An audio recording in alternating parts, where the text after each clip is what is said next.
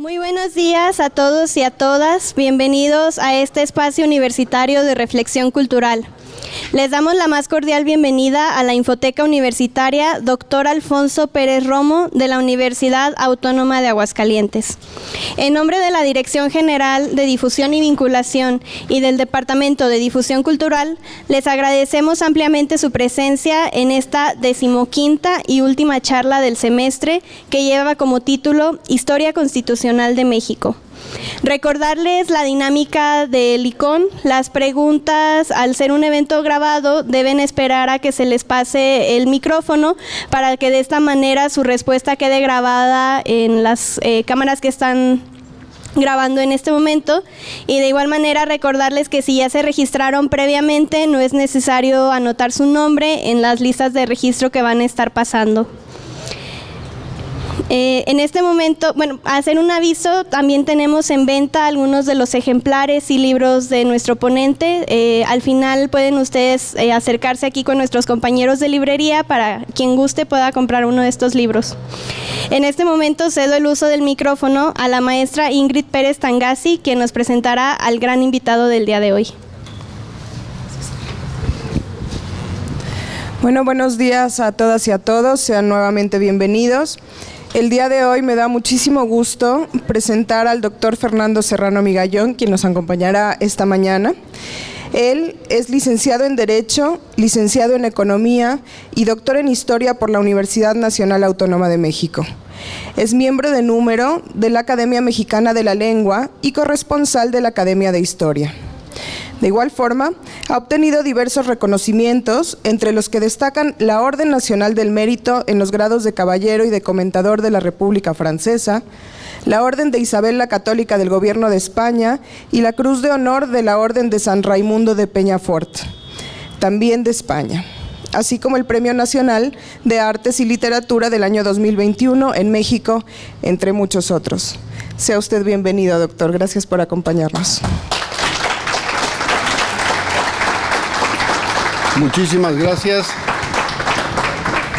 Decía María Zambrano, la filósofa española, que hay una palabra en castellano global, única, absoluta, que no tiene ningún sinónimo ni ningún otro término que se le aproxime, que es gracias. Es la palabra de la ofrenda. Y siempre que a uno lo invitan a un lugar como este, lo primero que tiene que hacer es dar gracias. Y en este momento tengo muchísimas razones para dar gracias. Primero, por venir a Aguascalientes, un estado extraordinario que, como dice su escudo, el agua, el cielo y la tierra son buenos. Eso yo no lo puedo certificar, pero lo que sí puedo certificar, que la gente es buena. Los aguascalentenses son verdaderamente extraordinarias personas y gente muy buena. Por eso me da mucho gusto estar aquí. En segundo lugar, por estar en la Universidad de Aguascalientes. Una universidad a la que he venido muchísimas veces, ya me siento parte de ella, me siento integrado a su cuerpo docente y siempre que estoy aquí con ustedes me siento desde luego como en casa. En tercer lugar, por rendirle homenaje a un extraordinario amigo mío y a un hidrocálido por antonomasia, el doctor Pérez Romo. Y aquí yo me permitiría hacer una sugerencia, como no soy miembro de la universidad, tampoco conozco cuáles sean las reglas administrativas para desarrollar o modificar algún término, pero me permitiría sugerir que este curso este marco de discusión libre, que es el que se estableció aquí, cambiara de nombre por el que se llamara Espacio de Discusión Doctor Alfonso Pérez Romo. Lo dejo como una sugerencia y a mí me daría muchísimo gusto. Y por último, la última razón para estar aquí y dar las gracias es hablar de un tema que para mí es fundamental. Es extraordinariamente rico, atractivo, interesante, que es la historia constitucional de México. México tiene una de las historias constitucionales más ricas, más originales del mundo. No somos los países que tenemos más constituciones, ni mucho menos. Tenemos Venezuela, Ecuador, Bolivia, que tienen veintenas de constituciones, sobre todo Bolivia. Cada vez que tienen un problema político, expiden una constitución. creyendo que un texto legal resuelve los problemas.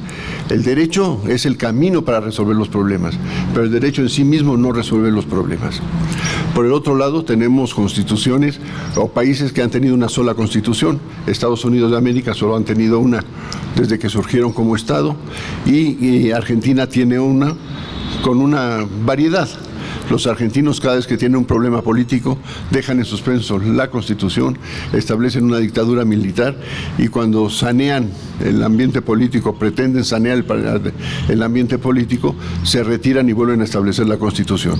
Una Constitución que ha tenido muchísimas reformas, desde una que a mí me parecía absurdo, que las reformas constitucionales en el texto original tenían que ir al Vaticano para ser aprobadas, y ya eso desapareció y ya pertenece solamente a las autoridades argentinas de analizar el porvenir del sistema político argentino.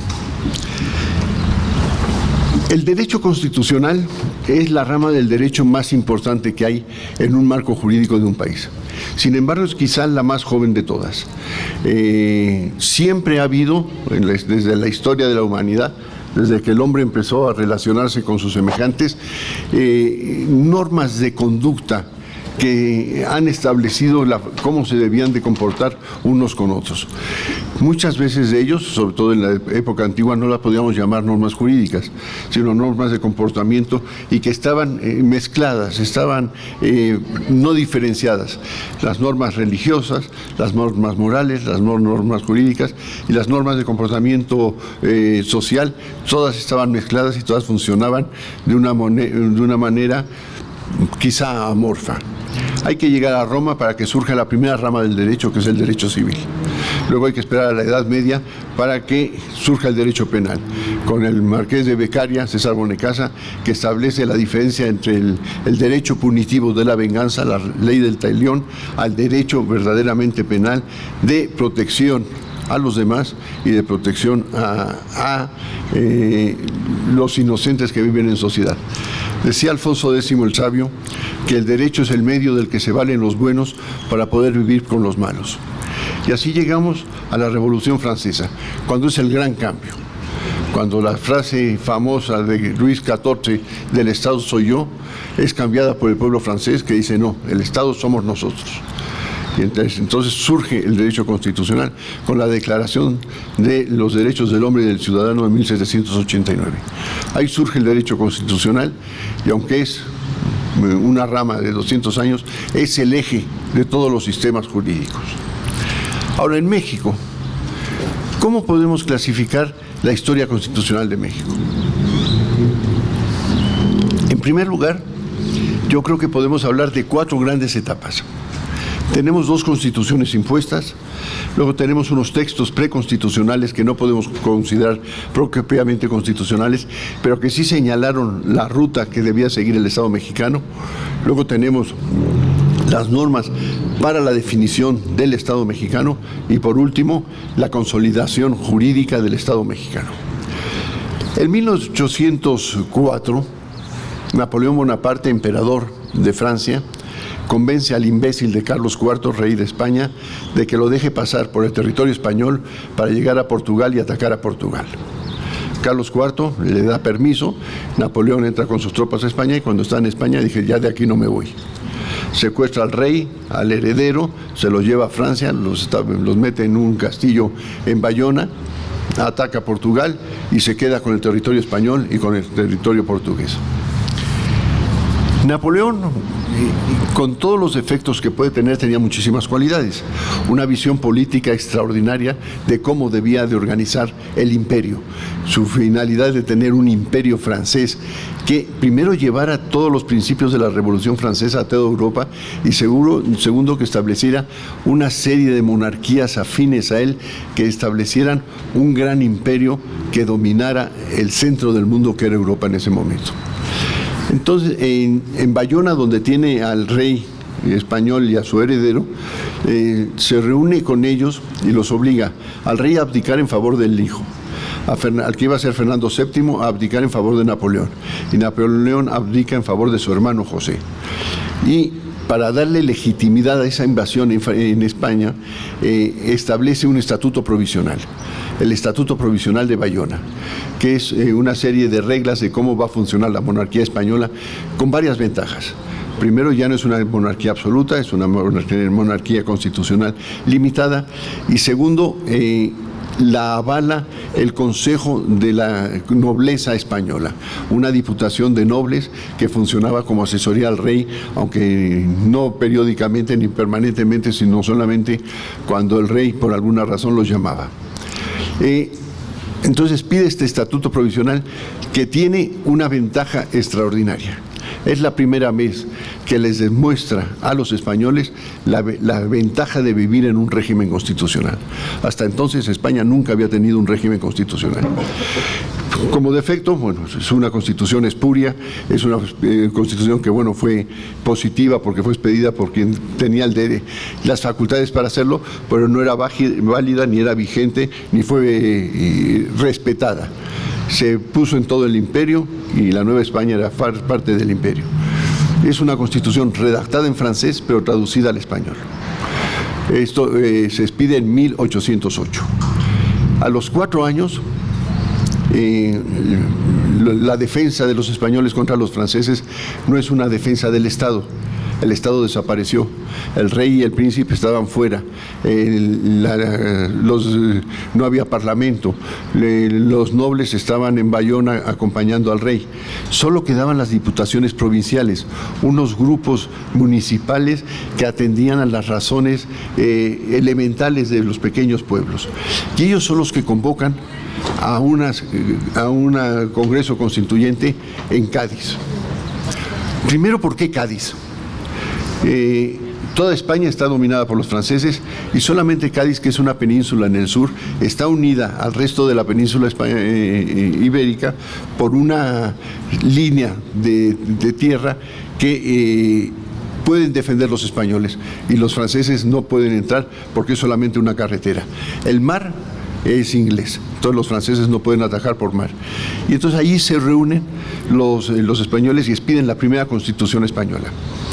Una constitución que tiene muchos méritos y muchos defectos. Primero, a los españoles no les da gusto, no quieren reconocer que la idea constitucional de España viene de Francia. Es más, convocan al Congreso de Cádiz sin hacer referencia a la Constitución de Bayona. Simplemente hablan de una presunta monarquía vasca del siglo XI que daba facultades, pero una cosa un poco etérea, para justificar que se reúnan en Cádiz. Se reúnen en Cádiz en el año 8 y hasta el año 12, 4 años después, expiden la Constitución de Cádiz. La Constitución de Cádiz, que es expedida el día de San José, el 19 de marzo. Por eso es conocida como la Pepa. El día que cualquier novela del siglo XIX que leamos, cuando hay un liberal que grita "viva la Pepa", quiere decir viva la Constitución de Cádiz. La Constitución de Cádiz tiene como defectos: no se atreve a discutir la esencia del Estado. No discute ni la forma de gobierno ni la forma de Estado.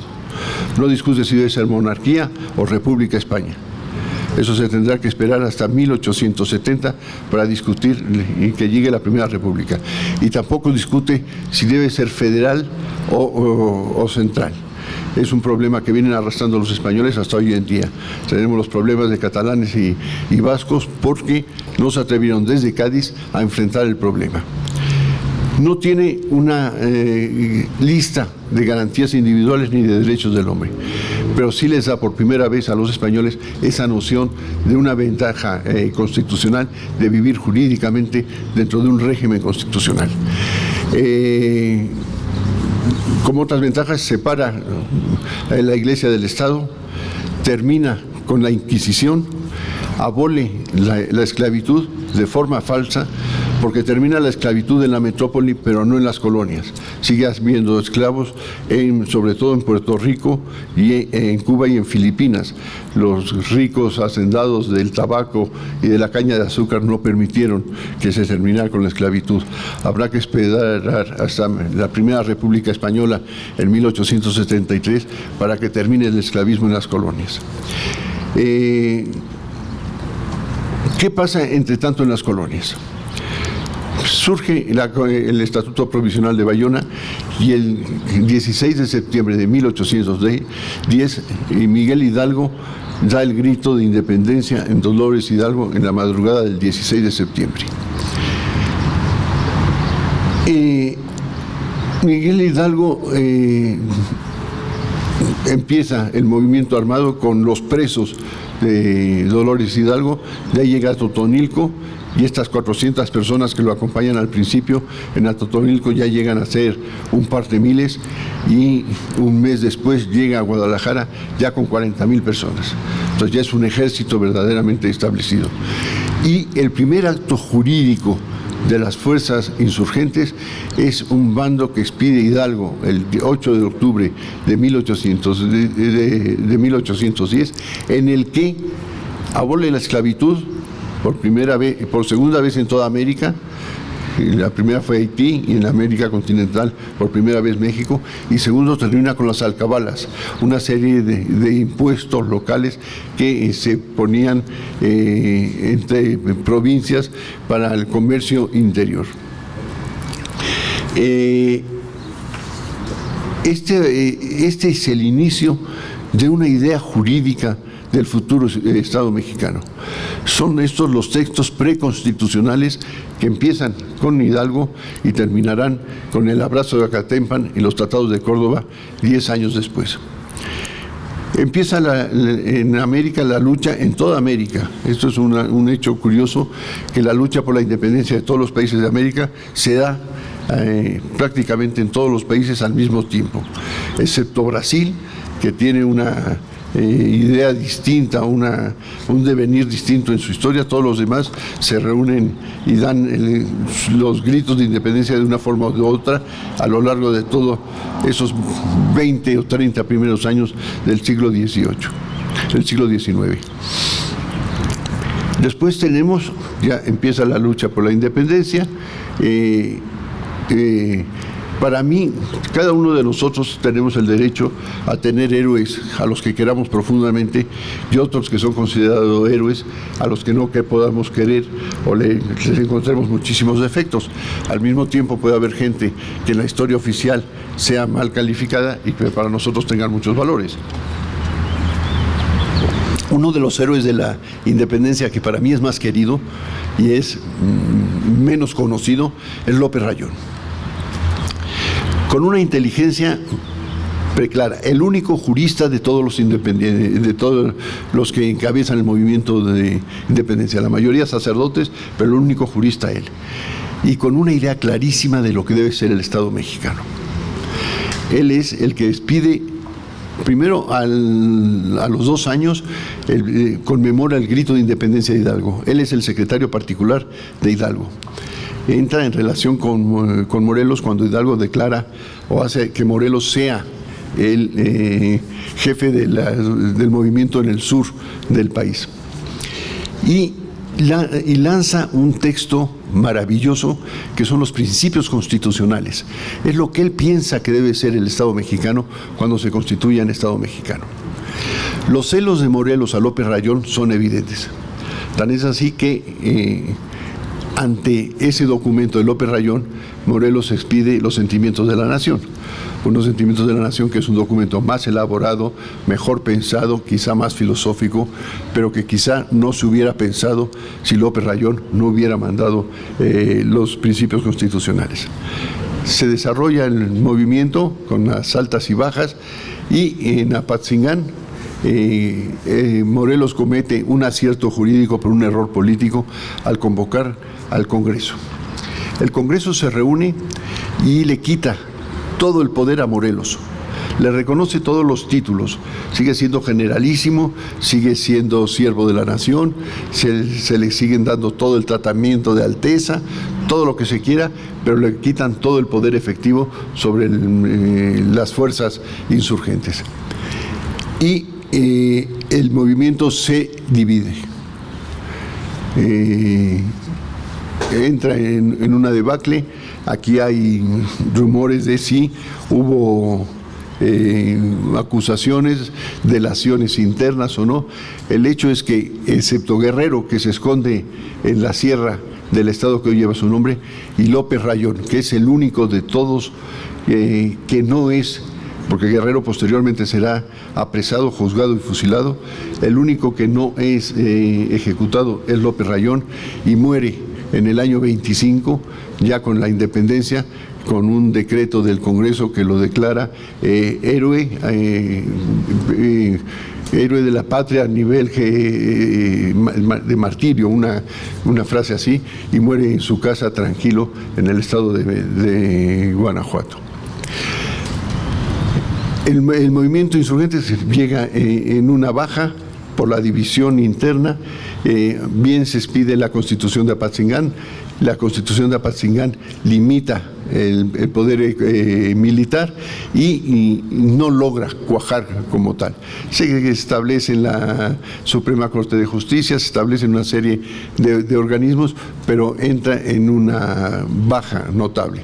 Todos los héroes son apresados, el principal Morelos, todos son juzgados y son ejecutados. ¿Qué pasa en tanto en la metrópoli? Napoleón ataca a Rusia. Rusia se defiende con los dientes y sobre todo con el clima, lo cual obliga a que Napoleón retire las tropas que están en Rusia para defender la metrópoli, para defender Francia, y tiene que llamar las tropas francesas que están en España para que lo ayuden. Eso hace que los españoles ganen lo que se llama la guerra de independencia y se proclame efectivamente y se ponga en vigor la Constitución de Cádiz.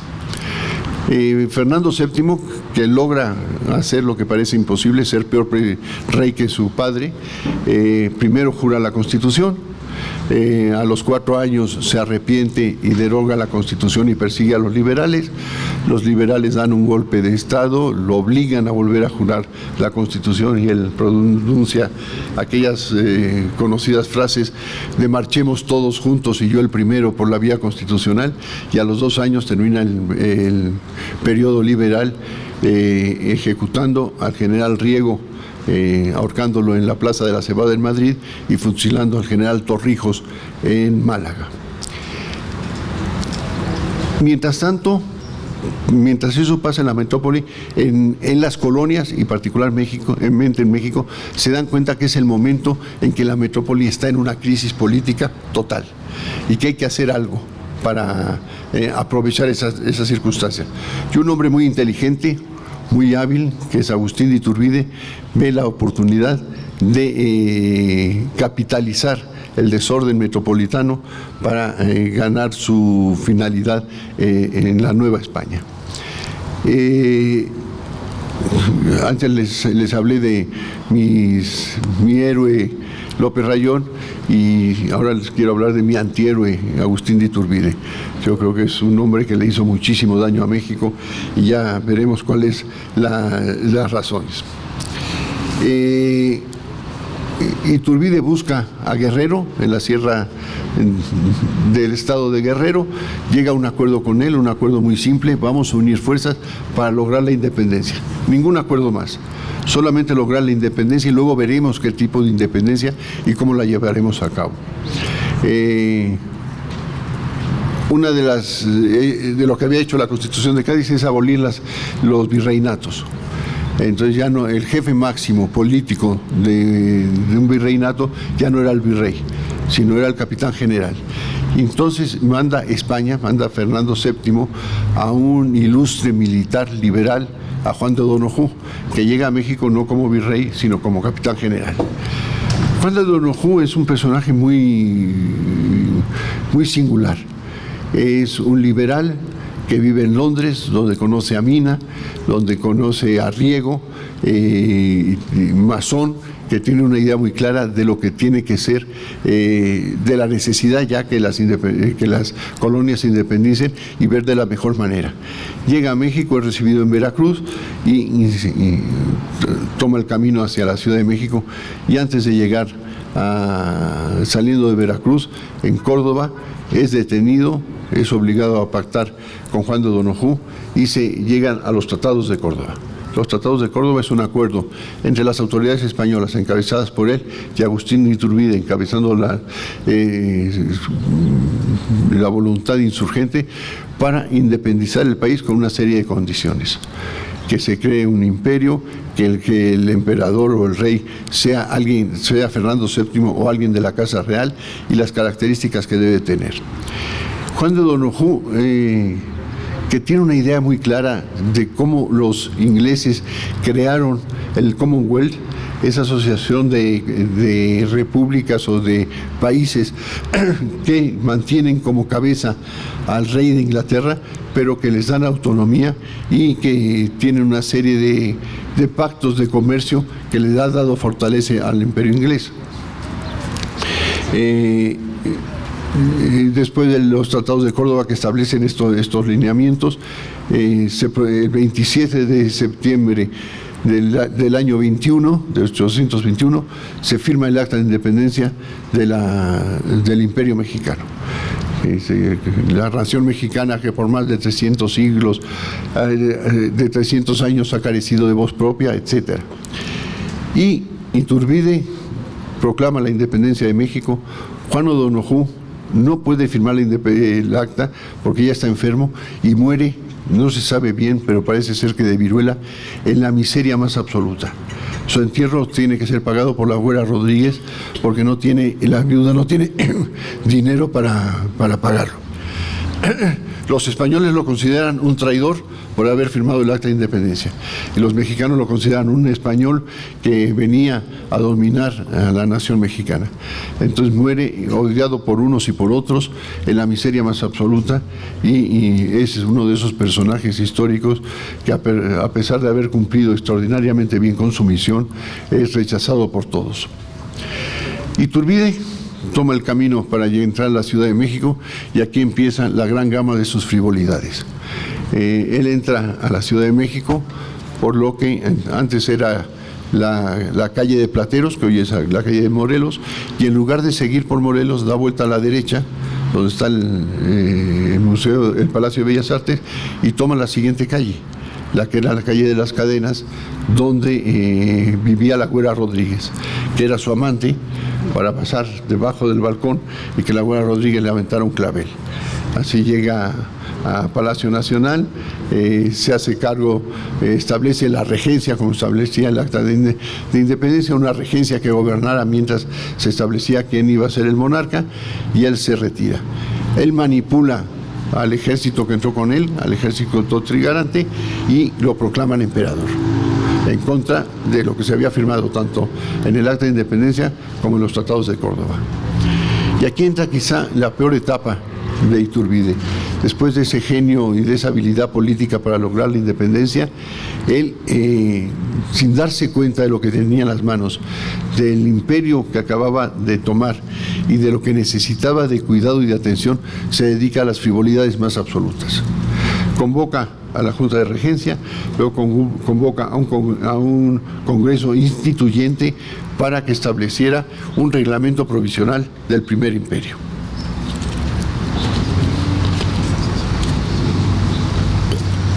Mientras estamos en ese momento, y en lugar de prestar atención a lo que está pasando en el país, él se dedica a discutir en la Junta Instituyente tonterías. ¿Cómo deben ir vestidas las damas que atiendan a la emperatriz? ¿Cuál debe ser el uniforme que lleven los lacayos que sirvan la mesa del emperador? ¿Qué títulos nobiliarios les va a dar a su familia? Porque si él es emperador, ¿qué título le puede dar a su padre? Entonces decide que es gran duque. ¿Qué título le va a dar a su hijo? Si en España el heredero es príncipe de Asturias, en Francia es el delfín, en Inglaterra es el príncipe de Gales, ¿cómo debe ser el nombre del heredero de la corona mexicana? Y se pasan una semana discutiendo si príncipe de la náhuac, si príncipe azteca y por fin príncipe de Iguala, es el que quedan después de discutir 4 o 5 alternativas. Luego a su hermana, que según dice Artemio de Valle Arizpe, era una mujer gorda, fea, chimuela, y según don Artemio, olía mal, se hace novia de Agustín de Santana, un nefasto militar que le hizo tanto daño como Iturbide a México y que se valió del noviazgo con la hermana del emperador para estar dentro del Palacio Imperial y saber qué era lo que pasaba y poder expedir el pacto de Casamata para acabar con la monarquía. Se ha hablado muchísimo de lo que perdimos con la guerra de Estados Unidos. La Nueva España en el momento de la independencia tenía 4.500.000 kilómetros cuadrados. Era uno de los 3 países más grandes del mundo. Y se habla mucho de los 2 millones que perdimos con los Estados Unidos, pero no se habla nada de los 500.000 que perdimos al sur. Perdimos Yucatán, Chiapas, Honduras, Guatemala, Nicaragua, hasta lo que es Panamá. Todo se perdió por la estulticia, la falta de interés de Iturbide. Esta crisis ocasiona que los diputados de la Junta Instituyente se rebelen, obliguen al emperador a abdicar. Él disuelve la Junta Instituyente, no le hacen caso y se reúnen al margen del castigo del emperador, y ahí tiene que reconocer que ha perdido la fuerza política, que ha perdido el apoyo del pueblo y tiene que presentar su abdicación y sale del país. ¿Qué pasa en México? Con la separación de las provincias del sur, las provincias del norte ven la posibilidad también de separarse. El centro no nos hace caso, estamos al margen, nadie está atento de nosotros. Lo que tenemos que hacer es, dadas nuestras extensiones de provincias, es pensar la posibilidad de crearnos en estados independientes. Y entonces el federalismo mexicano surge en octubre del año 23. Se dan cuenta, ya había surgido el federalismo de Estados Unidos, y hay mucha gente que dice que el federalismo mexicano es una copia del federalismo de los Estados Unidos. Yo creo que no. Las razones y las causas y la forma de llevarlo a cabo son completamente distintas. En Estados Unidos la idea sí es americana, pero en Estados Unidos se crea el federalismo para unir 13 colonias que estaban separadas. En México se crea el federalismo para evitar que las provincias del norte que se querían separar lo hicieran, que permanecieran en la Federación Mexicana.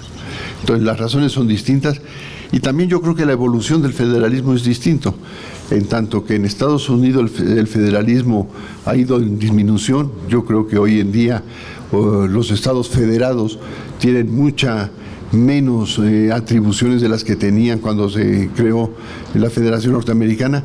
En cambio en México yo creo que los gobernadores hoy en día tienen muchas más atribuciones que las que tenían en la época de Don Porfirio, por poner un ejemplo. O sea, también la evolución ha sido distinta, pero las causas fueron distintas. Era tal la tensión de que no se separaran, que esa junta instituyente se ve en la necesidad de hacer una constitución en 2 partes.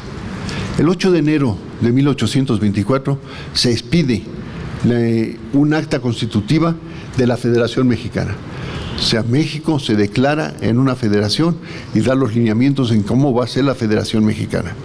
Pero no da tiempo de hacer todavía la Constitución, y dice que en un lapso se expedirá la Constitución. Ya a los 8 meses, a los 9 meses, es prácticamente un embarazo. En 8 de octubre se expide, para mí, la gran Constitución mexicana. Una Constitución maravillosa, con defectos, pero una Constitución maravillosa. La Constitución Mexicana de 1824. Y maravillosa, vamos a hablar de los aspectos positivos, porque primero es para mí, desde mi punto de vista, un punto final. Con la Constitución de 24 termina la historia de México hasta ese momento. En segundo, es un banderazo de salida al futuro de México. A partir de 1824, México se hace cargo verdaderamente de su destino, de su historia y de lo que debe ser en el futuro. Y luego una cosa que es más etérea. Se habla de la nación mexicana. ¿Cuándo surge la nación mexicana? Aquí cada uno de nosotros podemos tener nuestro punto de vista muy particular, pero yo creo que el punto de partida verdadero, auténtico de México se da con la Constitución del 24. Una sociedad, un grupo humano, no se acuesta sin ser nación y al día siguiente se despierta siendo nación. La constitución de un concepto de nación es mucho más amplio y lleva mucho más tiempo y lleva muchísimo más necesidad de intercambios culturales, físicos, raciales, de lo que se quiera.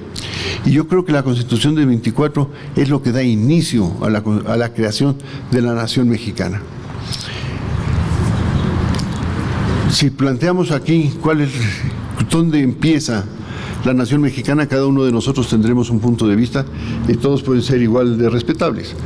Hay quien puede defender que el padre de la nación mexicana es Cuauhtémoc porque defendió el territorio de los intrusos europeos. Hay quien puede decir que no, que es Cortés, que gracias a Cortés se creó una nueva raza con dos raíces distintas. Hay quien dice que no, que es Hidalgo, el padre de la patria. Hay quien dice que es Iturbide, el consumador de la independencia. Y quien dice que no, que es Benito Juárez, el que logró la segunda independencia de México. Y yo creo que verdaderamente la nación mexicana se crea al final de la Revolución, en 1915, cuando Carranza entra a la capital de la República, después de ese periodo violento de la Revolución, en que gracias a los ferrocarriles creados por don Porfirio, la división del norte iba al sur, la división del sur iba al norte, la de oriente a occidente y la de occidente. Y los mexicanos se conocieron verdaderamente en ese momento. A partir de ahí surge esa concepción que todos pertenecemos al mismo país, con una misma historia y sobre todo queremos y creemos un futuro único y uniforme para todos nosotros.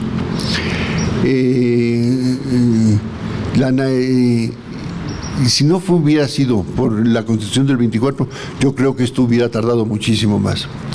Defectos de la Constitución de 24. No tiene un catálogo de garantías y derechos del hombre. Carece de ellos. No hay una división clara de los poderes. Aquí sí, en descargo, hay que reconocer que los derechos personales de los habitantes de la Nueva España no fue un tema que les preocupara a los insurgentes. Ninguno de los textos de Hidalgo, de López Rayón, de Morelos, hablan de un catálogo de garantías individuales o de derechos del hombre. Hay que llegar hasta la Constitución del 36. Se tiene como referencia la Constitución, la Declaración Francesa de 1789, pero no hay en México un catálogo de garantías en ese momento. Eso tendríamos como defecto de la Constitución. Y es la primera gran Constitución en castellano, pensada en castellano, escrita en castellano y que desde luego afronta las decisiones fundamentales de un Estado. Forma de Estado, forma de gobierno, división de poderes, garantías, etcétera. Eso se lo debemos a la Constitución del 24. Se proclama y empieza a fungir por primera vez un Estado federal en México. A los 12 años, en 1836, hemos tenido la guerra con Texas, se ha separado Texas y hay un vaivén en la clase política mexicana que dice esto se debió a que estamos en un régimen federal.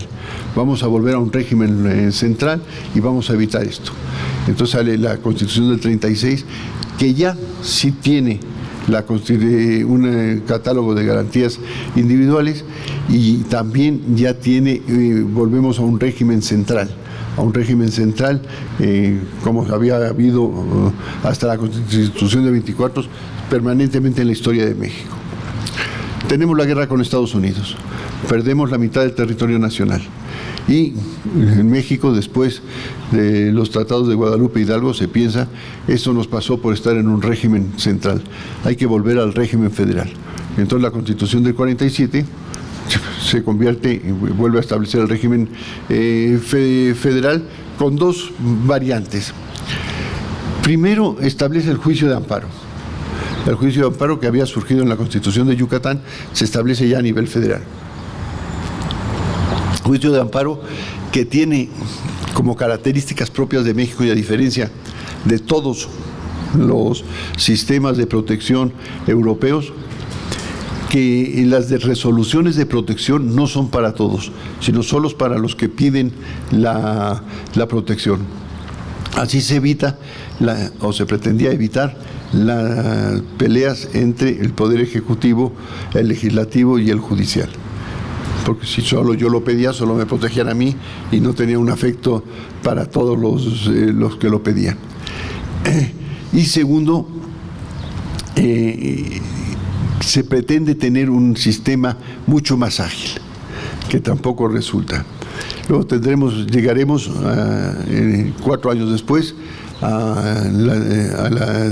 del 52, las normas fundamentales del 52, que fortalecen el régimen federal. Luego tenemos lo que podríamos llamar la primera, una constitución no codificada.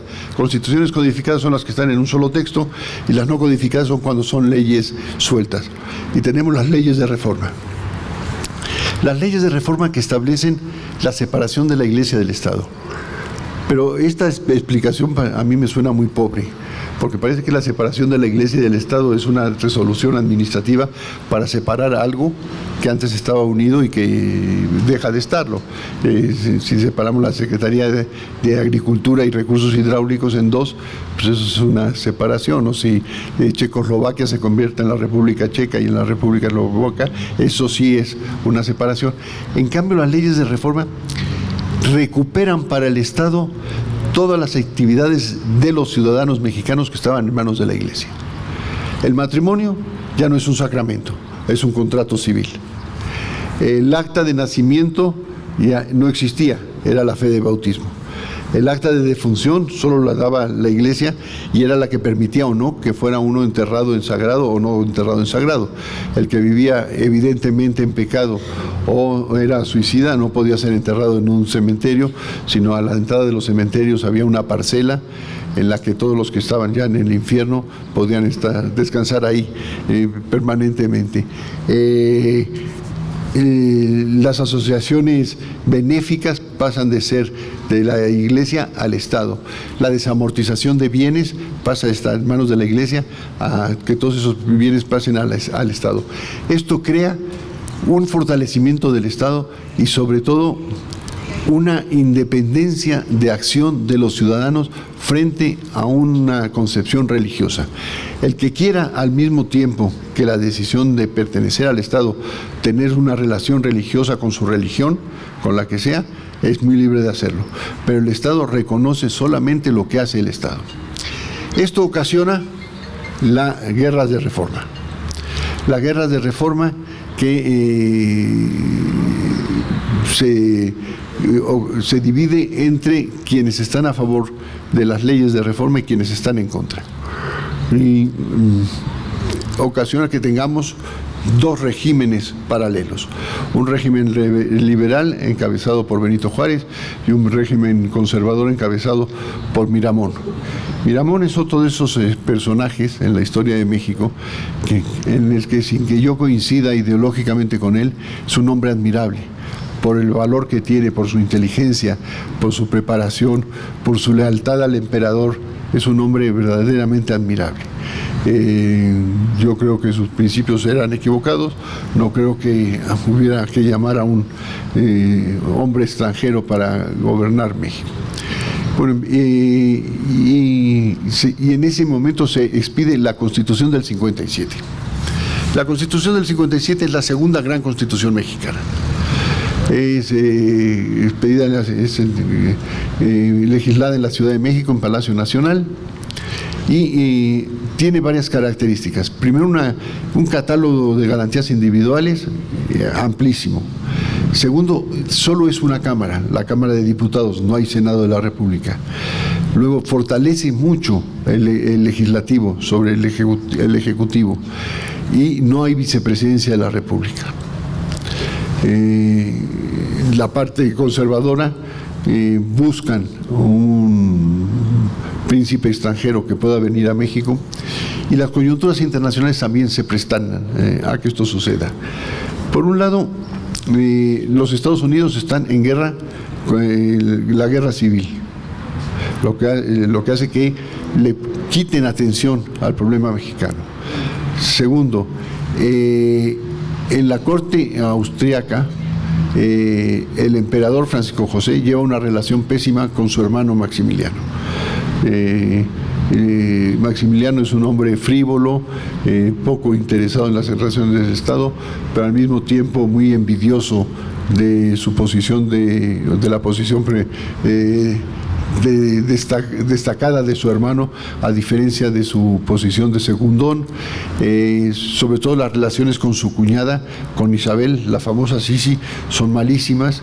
Entonces el emperador lo manda de virrey al norte de Italia, en una zona, y en realidad no sabe qué hacer con él.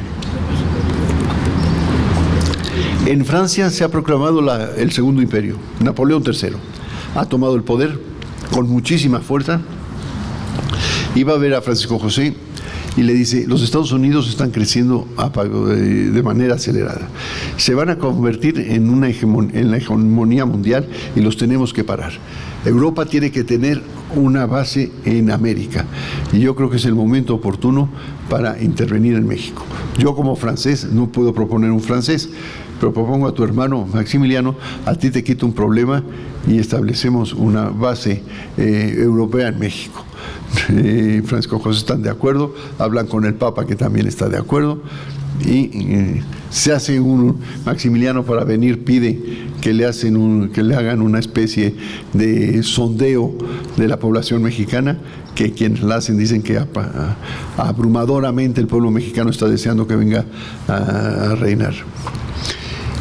Esto es curioso, porque yo creo que Maximiliano era un buen hombre, un hombre bien intencionado, una buena persona, y que se vio envuelto en una historia política a la que no tenía el mayor interés, pero que sí le gustaba el boato. Evidentemente le gustaban las coronas, las estrellitas, los lacayos. Y cayó en el mismo problema de Iturbide.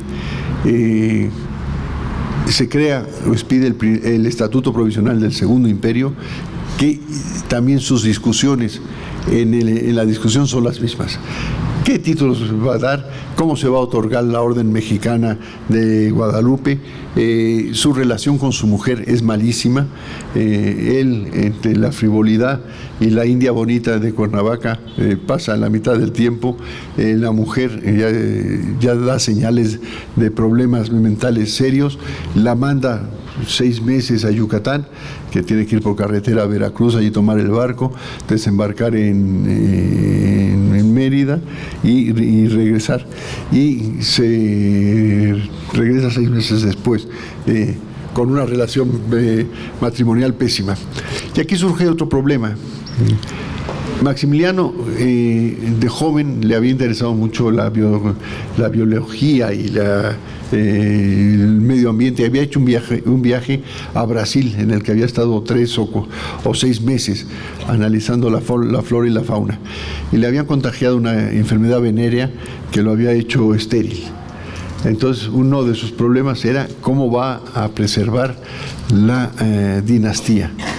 Entonces adopta al nieto de Iturbide, un niño que vive en Filadelfia, en Estados Unidos, con su abuela, feliz, al cual lo traen aquí, lo meten en el castillo de Chapultepec, y la madre loca, el padre dedicado a la guerra, y a él lo dejan en manos de las muchachas y de los guardianes, y hacen de él un niño completamente amargo y triste, que cuando cae el imperio tiene que venir la madre a buscarlo y nadie sabe dónde está, y llevárselo a Filadelfia otra vez, donde es un niño o un hombre ya amargado el resto de su vida. Cuando uno ve la tumba de Maximiliano en Austria, pone Maximiliano I, emperador electo de México. Se hace referencia a aquellas cartas en que le habían mandado, que fue asesinado por Benito Juárez en el Cerro de las Campanas. Ese es el texto que está en la tumba de Maximiliano. O sea, ni fue electo ni fue asesinado. Podremos estar de acuerdo o no, pero yo no calificaría lo que le sucedió a Maximiliano como un asesinato. Cae el imperio, se restablece la república y entramos a la etapa más importante del derecho constitucional mexicano. La Constitución del 57 surge en 1857, como hemos dicho, con esas características de una constitución liberal, con una sola cámara, con un legislativo muy fuerte. ¿Qué hace Juárez llega en el 1862 y se hace cargo de la presidencia de la República? ¿Y qué hace con la Constitución? Modifica la Constitución para integrar todas las leyes de reforma que no estaban en el texto constitucional a la Constitución. A los 10 años muere Juárez. En 1872 sube Lerdo de Tejada a la presidencia de la República. ¿Y qué hace? Modifica la Constitución para establecer el bicamerismo y para establecer la vicepresidencia de la República. En la teoría política se dice que contra más cámaras tiene un legislativo, es más débil. Si un legislativo solo tiene una cámara, como en Francia, es una cámara muy fuerte. La inteligencia de Tito en Yugoslavia organizó un sistema político en que había 7 cámaras. Que así tenía a todos los políticos y los grillos yugoslavos discutiendo entre sí y lo dejaron gobernar durante 40 años. Entonces, Lerdo establece las 2 cámaras y establece la vicepresidencia de la República. A los 10 años llega Porfirio Díaz. ¿Qué hace Porfirio Díaz? Modifica la reelección. Entonces, lo primero que hace es establecer la reelección para mantenerse él en el poder. Entonces la Constitución del 57 en realidad son 4 constituciones, porque la del 57, las modificaciones del 62, las modificaciones del 72 y las modificaciones del 84. Y llegamos a la época, desde mi punto de vista, más importante, la Revolución Mexicana. Más importante política, bélica, pero sobre todo jurídicamente. ¿Qué es la Revolución Mexicana? Jurídicamente. Cualquier clasificación que hagamos, nosotros, la que queramos, no deja de ser arbitraria, un poco nuestros puntos de vista. Yo creo que la Revolución Mexicana tiene 4 etapas. Una etapa romántica, que va de 1910 a 1913, la que preside Madero. Una etapa bélica, que es de 1913, cuando Carranza o cuando Huerta se hace cargo del Poder Ejecutivo y Carranza se levanta contra el régimen federal. Otra en 1915, cuando Carranza entra a la capital de la República. Y la otra, la jurídica, que ya es del 15 a la estabilización 1940. Entonces, en esa primera etapa no pasa nada. Madero, un hombre muy bien intencionado, pero desde luego no tenía las habilidades políticas ni personales para gobernar. Era un hombre extraordinariamente bueno, que hablaba con los espíritus, que se dejaba orientar por el más allá y que fue rebasado por la derecha y por la izquierda, por arriba y por abajo. Tenemos posteriormente, en 1913, Huerta, se habla del golpe de Estado de Huerta. No fue un golpe de Estado. Huerta llegó al poder siguiendo lo que establecía la Constitución del 57. Que cuando no estaba el presidente, que ya había muerto Madero, no estaba el vicepresidente Pino Suárez, que ya había muerto, había una serie de diputados, de ministros que debían de acceder temporalmente a la presidencia de la República. Así llegó Lascurain, que era el secretario de Relaciones Exteriores, que duró 45 minutos en la presidencia de la República. Es el que menos tiempo ha durado. y llegó a la presidencia de la República, designó a Victoriano Huerta secretario de Gobernación, renunció y Victoriano Huerta subió como presidente de la República desde un punto de vista formalmente legal, con lo cual no quiero decir que no sea un asesino que merezca todo nuestro desprecio. ¿Qué dice Carranza en el Plan de Guadalupe? Primero, se desconoce a Huerta por ser un asesino. Segundo, se compromete a restablecer la Constitución del 57 cuando él llegue a la presidencia de la República. Y tercero, Coahuila deja de pertenecer al Pacto Federal, se separa del Pacto Federal. Empieza la Revolución Mexicana y llegamos a 1914. En 1914 ya se ve que el triunfo hacia quien se inclina. En el lapso ha habido unas reformas al Plan de Guadalupe, expedidas por el propio Carranza, en el que establece que además de establecer o de poner al día la Constitución del 57, hay que considerar las garantías sociales, los derechos de los marginados económicamente del país. Ahí Carranza, si estamos hablando de nuestros héroes favoritos, para mí el favorito es Carranza. Es un hombre verdaderamente excepcional y tiene dos cualidades, desde mi punto de vista, inigualables. Primero, es el único no militar. Es el único que no flitea con el militarismo. Es el único que no se hace llamar general, ni se pone un uniforme, ni se pone unas estrellitas, ni se pone un águila. Él es don Venustiano, el primer jefe, pero él no es militar. Y segundo, sin ser abogado, es el único que tiene una concepción clarísima de la importancia del derecho y de actuar conforme al derecho. Entonces, convoca la convención de esta ciudad de Aguascalientes para unir a las fuerzas que todavía están separadas. El experimento es un fracaso, no lo logran, o el acuerdo que logran es en contra de Carranza. Carranza no lo acepta y Obregón termina con la convención. Y empieza la lucha de facciones, que es la más sangrienta de la Revolución Mexicana. Entre el año 15 y el año 16 mueren 1 millón de mexicanos, más que en el resto de la revolución. O sea, la mayor parte de los muertos fueron en la lucha interna de las fuerzas revolucionarias. En el año 16 triunfa Álvaro Obregón, el jefe del Estado Mayor de Carranza. Carranza entra a la Ciudad de México, se convoca, se establece como primer jefe y toma posesión como presidente de la República. Y aquí se ve en un dilema. Él, que se había comprometido en 1903 en restablecer la Constitución del 57, se encuentra que después de 5 años de revolución eso es insuficiente y necesita darle mucho más peso y mucho más impacto a lo que vaya a surgir de la Revolución Mexicana.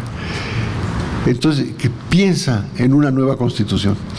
Pero si convoca a una nueva Constitución, no está cumpliendo con su compromiso de restablecer la Constitución.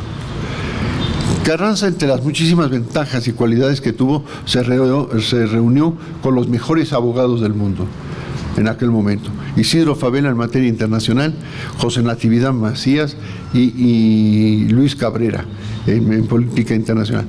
Y la solución que dan es: vamos a convocar a un Congreso Constituyente, pero no para una nueva Constitución, sino para reformar la Constitución del 57.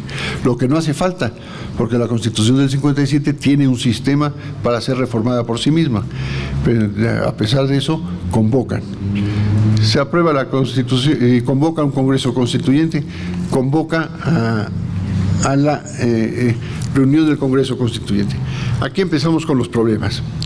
¿Qué legitimidad tuvo el Congreso Constituyente? En un país, en 1917, en finales del 16 y del 17, que no había ningún gobernador electo, todos eran jefes militares que se habían hecho cargo de las gobernaturas y de los centros de poder. Los convoca a que se elijan a los diputados constituyentes. ¿Cuántos creen ustedes que fueron legítimamente electos? El último que se acreditó el 4 de febrero, el día antes que se juró la Constitución. Llegó simplemente para jurarla, porque no había podido llegar antes. Las comunicaciones en ese año eran terribles, no funcionaba nada, ni obviamente ferrocarriles, ni carreteras, nada. Aún así se reúnen y surge esta Constitución que cumple en parte el proyecto de Carranza. Carranza, al convocar al Congreso Constituyente, manda su proyecto de reformas a la Constitución. En el proyecto, el aspecto más importante es una reforma al artículo 73, que establece las garantías del Congreso Federal, que pone como facultad al Congreso Federal legislar en materia agraria, en materia de trabajo y en materia de educación. El Congreso Constituyente recibe el proyecto de Carranza, pero va mucho más allá. Dice, esto es insuficiente. Está bien que haya que legislar, pero los principios de legislación deben estar en la Constitución para que no sean modificados. Y entonces se expide el artículo 3 en materia de educación, el 27 y el 28 en materia agraria y el artículo 123 en materia del trabajo. Entonces esto es con lo que surgen las garantías sociales en el ámbito de la Constitución, en un ámbito que lo hace por primera vez en todos los sistemas constitucionales del mundo. Habrá que esperar 3 años para que Alemania, la Constitución del Weimar, lo establezca, y 10 años para que la Constitución española del 31 también lo establezca. Al final de la Segunda Guerra Mundial, con el triunfo de los aliados, ya todos los países del mundo tienen un catálogo de garantías sociales, en la que se reconocen los derechos obreros, campesinos y de educación. Ahora estamos en un momento interesantísimo. Hay voces que se oyen permanentemente que necesitamos una nueva Constitución, en un sentido o en otro. Yo les adelanto mi punto de vista, independientemente de escuchar todos los que ustedes quieran. Yo creo que en la Constitución del 57 modificada en el 17, tenemos clarísimamente la voluntad del pueblo mexicano, las garantías y las decisiones fundamentales que los mexicanos queremos para nuestro país están ahí. Queremos vivir en una república federal, con garantías individuales, con garantías sociales, con división de poderes. Para eso no necesitamos una nueva Constitución. ¿Que hay cosas que hay que modificar en la Constitución? Sí. ¿Que hay cosas que están mal redactadas? También. ¿Que hay cosas que son reiterativas? Todo lo que ustedes quieran. Pero eso no implica una nueva Constitución con el problema que crea que se reforme una Constitución, porque la Constitución es el eje de un sistema político y jurídico, pero no es el sistema jurídico. El sistema jurídico es muchísimo más amplio. Son las leyes secundarias, las leyes federales, las leyes locales, desde interpretaciones judiciales, que van formando ese sistema jurídico y esa interpretación de la Constitución. Echar eso al suelo es volver a partir de cero, y nos llevará 20 años tener un sistema jurídico tan sólido y tan reconocido como ahora. La otra duda es, la Constitución del 17 es publicada en el Diario Oficial el 5 de febrero de 1917, y aparece en el Diario Oficial reformas y adiciones a la Constitución de 1957. Entonces, ¿es la Constitución del 17 o es la del 57? Ahora, la sabiduría de Carranza hace que el día siguiente, el 6 de febrero, publique una fe de ratas. Fe de ratas ya no se da con los medios electrónicos, era lo que se publicaba cuando había errores de dedos en una ley. Y en la fe de ratas ya no habla de reformas y adiciones a la Constitución del 57, sino habla de la Constitución de 1917. Entonces, cada uno de nosotros podemos estar de acuerdo con nuestra conciencia y pensar que estamos en la Constitución de 1917 o en la Constitución de 1857. Estamos en absoluta libertad. Muchísimas gracias. Muy bien.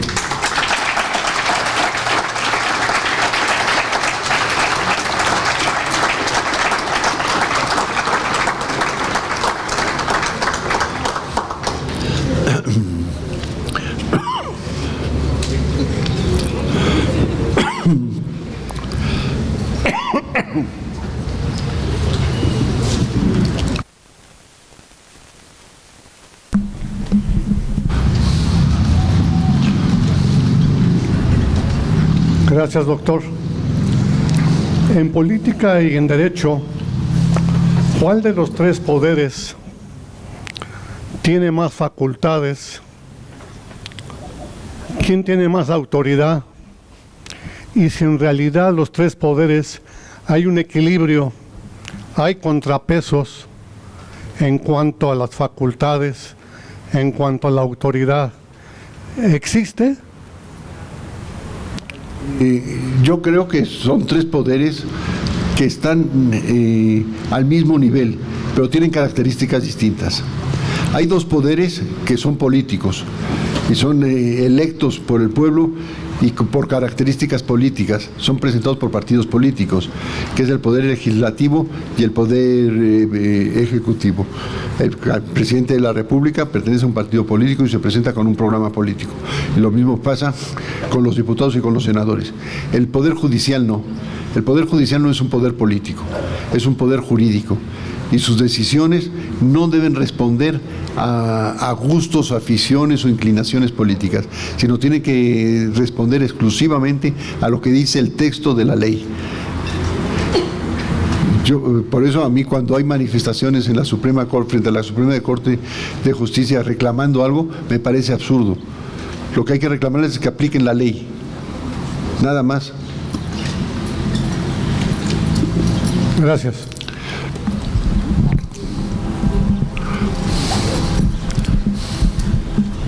Gracias. Bueno, siempre que viene el doctor Serrano o que lo escuchamos en otros lugares, es una delicia escuchar a una gente con la cultura, la sabiduría y la facilidad de... Nos dio una historia, un repaso sobre toda la historia, no solamente constitucional, sino de México. Yo creo que ahorita el tema es todo lo que se ha querido hacer en este momento con la Constitución. Yo creo que obviamente la respuesta final a mí ya me dio la respuesta. No podemos confundir al poder judicial con cualquier poder político. Sería un error y que aparte entonces al ser electos y ya sabemos cómo se hacen las campañas con dinero, el dinero también sabemos que desgraciadamente de qué grupos viene y en este momento muchos de los grupos que patrocinan los poderes políticos son los poderes fácticos como el narcotráfico. ¿Cuál sería, doctor, tu opinión sobre la modificación que se pretende a la elección judicial? Bueno, yo insisto, es un poder jurídico, técnico jurídico, y no debe ser electo. Los que defienden la posición contraria dicen que la propia Constitución dice que la soberanía descansa en el pueblo y que el pueblo puede elegir y decidir lo que quiera. Si vamos a llevar ese ejemplo, que el pueblo decida si en un partido de fútbol es un fuera de lugar o no es un fuera de lugar, si un torero merece una oreja o no merece una oreja, y cuántas varillas hay que poner en un puente o no hay que poner en un puente. Yo creo que esas son cosas que se dan por la técnica, independientemente de que el equipo nos favorezca o nos simpatice o no nos simpatice. Yo creo que lo mismo pasa en el derecho. ¿Qué dice la ley? Si la ley es oscura, ¿de qué manera hay que interpretarla? Pero no vamos a tergiversar lo que dice la ley porque nos piden que lo hagamos. Caeríamos en el peor de los mundos, a crear un país y un sistema en el que el principio de justicia no sea lo que prevalezca.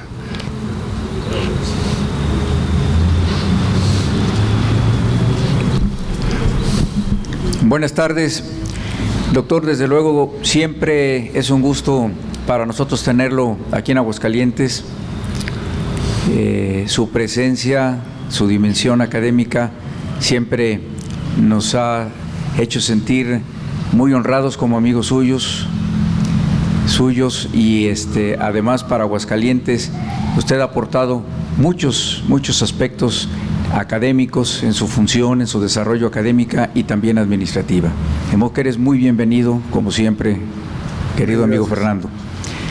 Hay un tema que quizá tenga una relevancia en la historia constitucional, que son los tratados internacionales y las convenciones, que debe de formar una secuencia también de esa evolución histórica de la Constitución. Sí me gustaría mucho ver en tu punto de vista cómo inciden, cómo se conforman y en qué momento van generando también ese desarrollo constitucional mexicano. Gracias. Bueno, los tratados internacionales evidentemente son importantísimos y forman parte del derecho interno en cuanto son aprobados por el Senado. Yo creo que se les ha dado demasiada importancia, porque los tratados internacionales, bueno, son firmados por México, son ratificados y son aprobados por el Senado. Pero la decisión de la Suprema Corte de que los tratados internacionales en materia de derechos humanos están al nivel de la Constitución por encima de las leyes locales, yo no estoy de acuerdo. Yo no estoy de acuerdo en que una ley federal aprobada por dos cámaras, el Senado y la Cámara de Diputados, promulgada y que forma parte del sistema mexicano, tenga menos poder que un tratado internacional aprobado por solo una cámara, el Senado. Entonces yo creo que ahí, primero por la forma de aprobación es distinto. Y segundo, yo creo que es falso, porque dice que están al mismo nivel. ¿Qué pasa si mañana se reforma la Constitución y se dice que los tratados internacionales no tienen ninguna fuerza? Que dejan de tener fuerza. Entonces, yo creo que hay que repensarlo. Y en Derecho también hay modas. Yo cuando estudié en la Facultad de Derecho no había derechos humanos, eran garantías individuales, derechos del hombre. Ahora todos son derechos humanos, derecho humano a la cultura, derecho humano al agua, derecho humano y los otros que son derechos inhumanos. Y se ha hecho un poco de fama, de moda, hablar en cualquier ponencia, no es que los derechos humanos, es que el derecho a la educación es superior al derecho al... Porque aparte, con todo esto, poniéndonos desde un punto de vista pragmático, yo no creo que con los cambios que se han dado de derechos humanos, con las comisiones nacionales y locales de derechos humanos, con las áreas en la administración pública de derechos humanos, los derechos del ciudadano mexicano estén más protegidos y sean mayores y más sólidos que antes. Al contrario, yo creo que hemos creado un bosque de derechos en el que cada vez es más difícil penetrar. Una materia en la que yo he estado cerca, en la propiedad intelectual. Hay un problema de propiedad intelectual en cualquier poblado de la República Mexicana, en Chiapas. Y el que está afectado tiene que acudir a un abogado que lleva el asunto a un juez, que tiene que analizar los tratados de la OMPI, los tratados de la Organización Mundial de Comercio, las leyes federales, las leyes locales, los tratados con Estados Unidos, los tratados con la Comunidad Europea. ¿Quién lo puede hacer? Yo creo que hemos creado un bosque que en lugar de proteger y de ayudar a quien lo necesita, le estamos poniendo cada vez más trabas.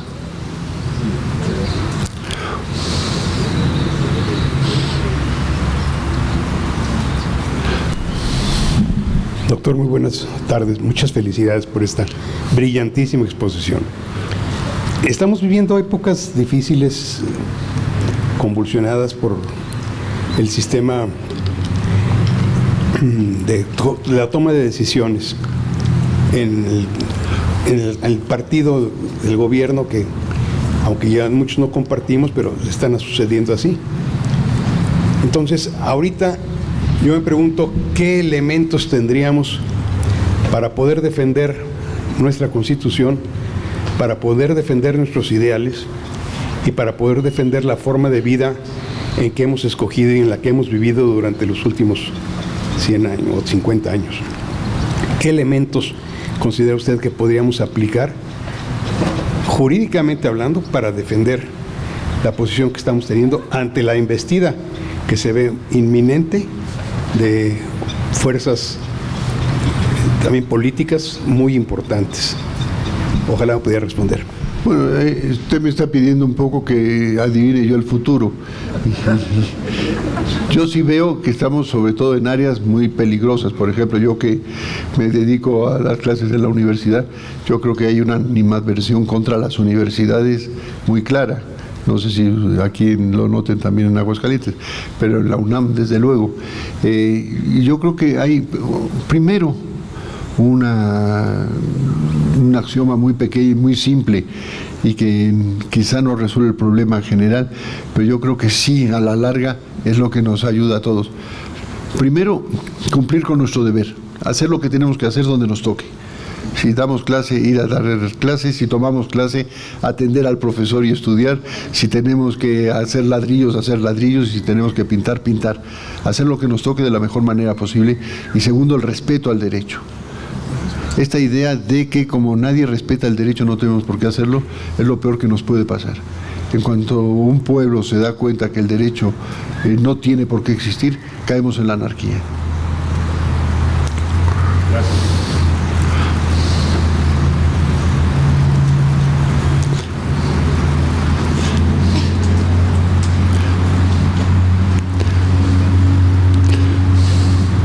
Se durmieron. Claro que no.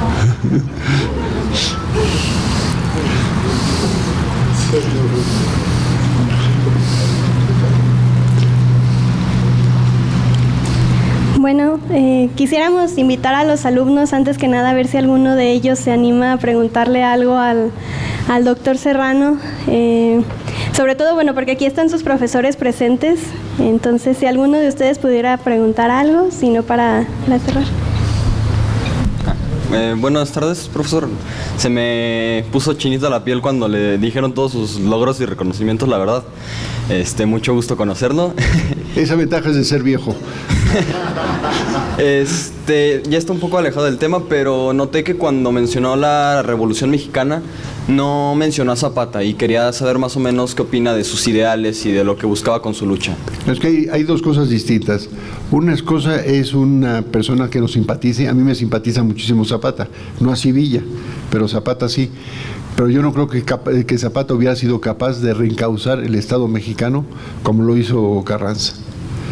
Yo creo que Zapata era un hombre con unos ideales, con un valor personal y con una idea clarísima de lo que tenía que hacer por su gente. Pero usted lo ve sentado en Palacio Nacional, organizando el Congreso Constituyente del 16. Me pasa lo mismo con Miramón. Miramón es un hombre excepcional, el presidente más joven de México. Fue presidente con 28 años. 28 años. Pero él sí tenía todos los elementos para salir adelante. Su defensa ¿está usted estudiando Derecho? No. ¿No? Estoy estudiando segundo semestre de bachillerato todavía. Como tesis profesional, el juicio de Maximiliano y de Miramón. Es un tema interesantísimo. ¿Cómo se defendieron y qué le dijeron al juez? Muchas gracias. Maximiliano dijo,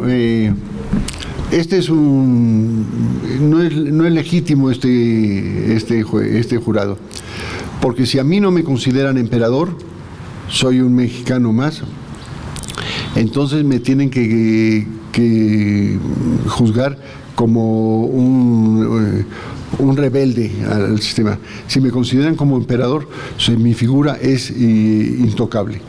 Entonces tienen que decidir ustedes cómo me van a juzgar, y entonces sabremos cuál es el jurado que me tiene que juzgar. Miramón fue todo lo contrario, muy pragmático, muy inteligente. Miren ustedes, si yo hubiera agarrado a ese indio en Veracruz como estuve a punto, lo hubiera colgado en la Plaza Mayor. Él me agarró en Guanajuato y me va a fusilar. No hay nada de qué hablar. Sí. No así Mejía. Mejía acababa de tener a su primer hijo, y detrás de la carreta con que los llevaban al Cerro de las Campanas iba la mujer con el niño que tenía 4 meses de nacido llorando, y a él se le partió, también se echó a llorar. O sea, la imagen de Mejía en ese sentido es muy, muy triste. Bueno, primero que nada unirme al comentario que hizo Oscar acerca de lo maravilloso que ha sido este recorrido sobre la historia constitucional de México. Particularmente lo he disfrutado muchísimo. Y retomando el tema de derechos humanos y tratados internacionales, me gustaría conocer tu opinión acerca de la intervención que puede tener, por ejemplo, la Corte Interamericana con sus resoluciones en los textos constitucionales de los estados que forman parte.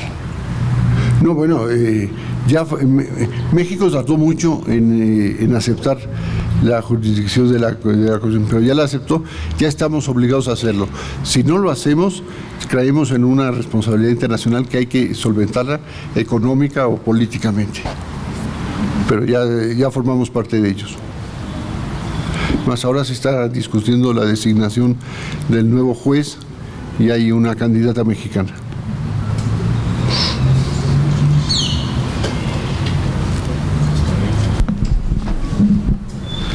Muchas gracias, doctor. Siempre bienvenido.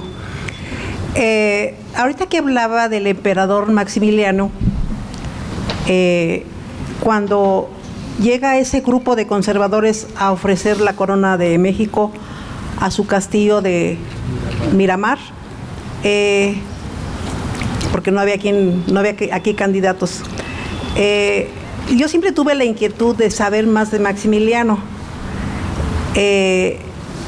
Hace como unos 12 o 13 años visitamos el museo, ahora el castillo que hoy es museo. Y en la audioguía siempre lo ponen a él como el mártir y a México como los malos. Y lo único bonito de ahí es que ponen en ese fondo musical Cielito Lindo. Pero sí en todo el recorrido dice, es que México no lo trató bien, es que México, es que los mexicanos. Entonces para ellos su historia, él es una víctima de los mexicanos. Gracias. Bueno, México es un país republicano como el que más. Ha habido muchos países que han ejecutado a sus reyes. Hay reyes muertos famosos, Luis XVI en Francia, Carlos I en Inglaterra, Nicolás II. El único país del mundo que ha ejecutado al 100% de sus emperadores es México. A todos los reyes mexicanos han sido fusilados. Ahí no pueden dudar de nuestro republicanismo acendrado. Yo, que soy un enemigo profundo de la pena de muerte, yo creo que en esos casos está justificado. Y sí nos dio muy mala imagen, o sea, todo el siglo XIX México fue muy mal visto por la muerte de Maximiliano. No nos invitaron a formar parte de la Liga de las Naciones en el año 19, nos invitaron hasta el año 31 cuando llegó la República en España, ya cuando la Liga de las Naciones llevaba 10 años funcionando.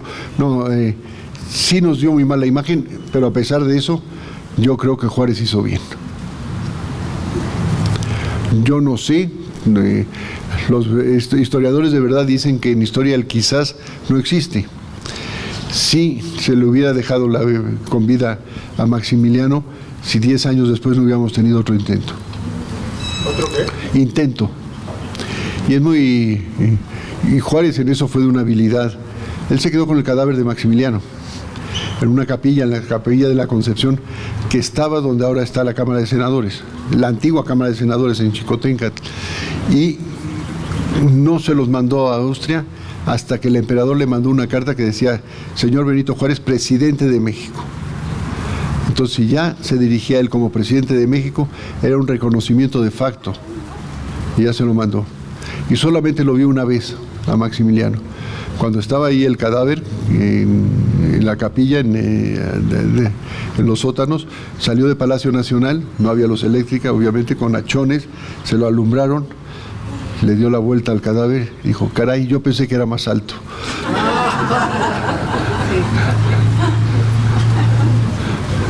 Y yo creo que era un hombre bien intencionado, no se engolosinó con la corona. Y esos errores hay que pagarlos. Lo suyo era la naturaleza, los jardines. y las mujeres.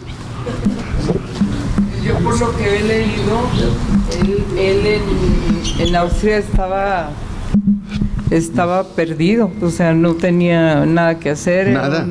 Era un bueno para nada, que le gustaba disfrutar la vida, y llegando a México hizo lo mismo. ¿Sí? O sea, sería bien intencionado, pero no era un hombre que tuviera realmente capacidades o de reinar. No, bueno. Y aparte hay un problema familiar, mientras que la madre adoraba al hijo mayor, Ajá. a Maximiliano no lo quería. No era el granito negro del arroz. Sí. Ajá.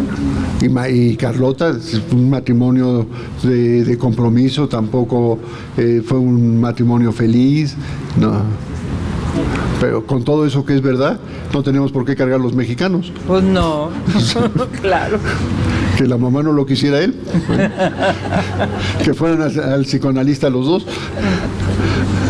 Gracias.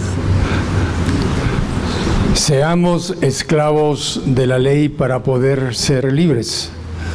Frase que se atribuye a Marco Tulio Cicerón hace 2000 años. Y entonces la Constitución es una ley fundamental y contiene los conceptos que estructuran a una nación. Y quiero hablar de algo que genera inquietud en los últimos días. Un concepto constitucional, artículo 27, que la nación es la titular de la propiedad de tierras y aguas y tiene el derecho de transmitir a los particulares la propiedad privada, constituyendo la propiedad privada, más o menos el texto del 27. Se oye decir, y lo dijo en una reunión un fulano Mario Delgado, se oye decir que el Estado ahora va a concesionar a los particulares el uso de la propiedad. Vamos, hay un cambio que se plantea en la Constitución a partir de una concepción que se dice socialista. ¿Habrá un cambio constitucional a futuro en ese sentido? Lo han dicho los actuales ganadores de una contienda electoral. Se transforma entonces la ley fundamental con una ideología que va a otra dirección. ¿Cuál sería, Fernando, tu opinión? Bueno, yo creo que cambios constitucionales va a haber permanentemente y afortunadamente. Es la Constitución quizá que más cambios ha tenido y tenemos una Constitución válida y vigente y actualizada. Yo creo que muchas de estas plan C, como se le llama, o tercera alternativa, yo creo que hay una cosa que es la más cruel de todas, que es la realidad. La realidad se les va a imponer. La prueba está que las declaraciones después del triunfo hizo que el peso bajara, que los envíos de dólares bajaran, que todo. La realidad es la realidad, ¿eh? Ahí sí, ¿cómo se va a manifestar? La presidenta todavía no electa, la candidata ganadora, ¿sabe que tiene que romper con su predecesor? Si sabe que tiene que romper, ¿tiene los elementos políticos y sociales para hacerlo? Y si los tiene, ¿lo va a querer hacer?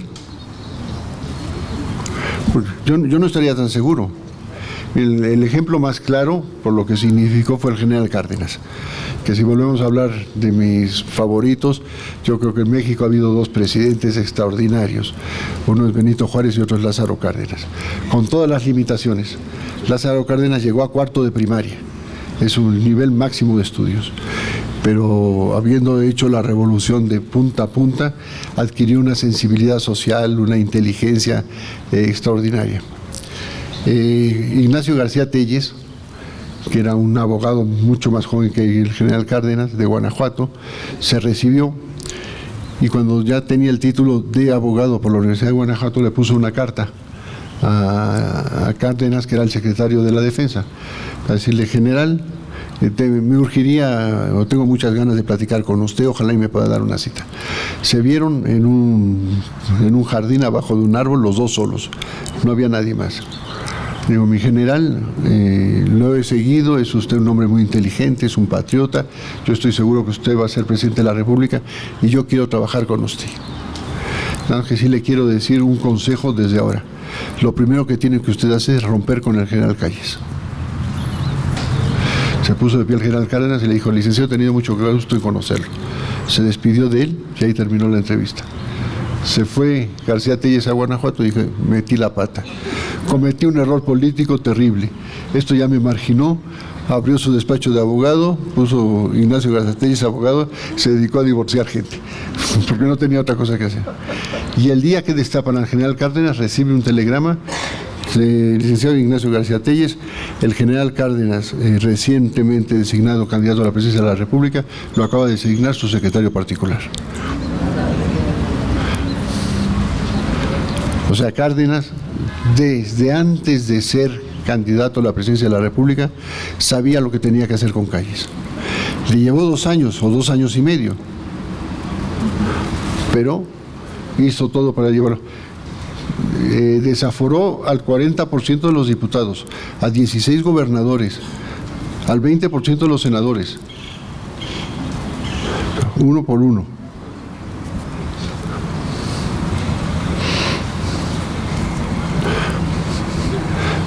¿Querrán hacerlo o no?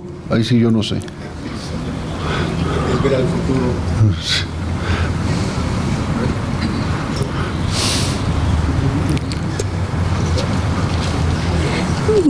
No sé si hay alguna otra participación, si no concluiríamos. Le agradezco, doctor Fernando Serrano Migallón, por su participación, por hacernos el honor de cerrar este ciclo en este espacio universitario de reflexión. Cedo el uso del micrófono al doctor Ismael Manuel Rodríguez Herrera, director general de Difusión y Vinculación. Muchas gracias, muy buenas tardes para todos. Pues reiterar la bienvenida en primer término hasta su casa, la Autónoma de Aguascalientes, a nombre de nuestra rectora, la doctora Sandra Yesenia, quien pues está entregando títulos de bachiller y le fue imposible asistir, pero tenía mucho interés en estar en esta tarde con nosotros. Y asimismo agradecer su participación, creo que es un cierre muy adecuado para este ciclo de conferencias Helicon, que dicho sea de paso, hemos mantenido como Helicon porque era el proyecto que impulsó de manera muy entusiasta el doctor Alfonso Pérez Romo. Queremos justamente honrar su trabajo y su memoria con este esfuerzo que llega a su fin en esta temporada, pero bueno, que me da mucho gusto ver la casa llena con estudiantes. Es un espacio de reflexión sobre muchos temas que cada sábado nos vemos aquí para discutirlos, para reflexionarlos, y los invitamos para que a partir del mes de agosto revisen la programación que ya estamos trabajando y continuar de esta manera con este espacio que se concebió pues justamente para los universitarios, para la sociedad en general, y en donde, bueno, en esta ocasión, reitero, ha sido un placer poder escuchar la charla del doctor Fernando Serrano Migallón, Historia Constitucional de México. Gracias por su participación y enhorabuena a todos también. Muchísimas gracias, es un verdadero honor. Y les pedimos unos obsequios de la universidad. Gracias a usted.